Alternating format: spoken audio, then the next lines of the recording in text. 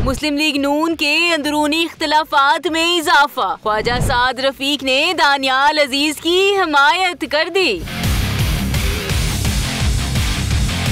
साबिक वजीर रेलवे और मुस्लिम लीग नून के सीनियर रहनुमा ख्वाजा साद रफीक ने कहा है कि जिन साथियों ने लंबी जदोजहद की, इनकी खिदमात को फरामोश नहीं किया जा सकता। हम लोगों से वोट लेने जा रहे हैं, मगर इससे पहले हमें अपने कारकुनों की आवाज सुननी होगी कि वो हमसे क्या चाहते हैं। दानियाल अजीज ने जो सजा काटी है, उनका जुर्म सिर्फ ये था कि वो अपने कायद मियां नवाज शरीफ और पार्टी के साथ खड़े रहे। किसी भी सियासी जमात में इख्तिलाफ हो सकता है, मगर इसकी आवाज बाहर नहीं जानी चाहिए। दानियाल अजीज ने कुछ रोज कबल अपनी ही पार्टी के साबिक वजीर मनसूबाबंदी एहसन इकबाल को कड़ी तनकीद का निशाना बनाते हुए कहा था कि ये साहब गुज़िश्ता दौरे हुकूमत में प्राइस मॉनिटरिंग कमेटी के सरबराह थे। एहसन इकबाल के दौर में रिकॉर्ड तोड़ महंगाई हुई, जिसकी वजह से नून लीग की साख और मकबूलियत को शदीद नुकसान पहुँचा। दानियाल के इस बयान पर पार्टी ने इन्हें शो कॉज नोटिस जारी करते हुए 7 रोज में तहरीरी जवाब जमा कराने का हुक्म दिया, मगर वो फिर भी बाज न आए और गुज़िश्ता रोज पब्लिक न्यूज से खुसूसी गुफ्तगू करते हुए एक और बड़ा दावा कर डाला। कहने लगे, मुस्लिम लीग नून का बयानिया आवाम तक पहुंचा ही नहीं। इनकी लड़ाई किसी की जात नहीं बल्कि मसाइल के साथ है। यहाँ बात आपस के झगड़ों की नहीं बल्कि पाकिस्तान के मुस्तकबिल की है।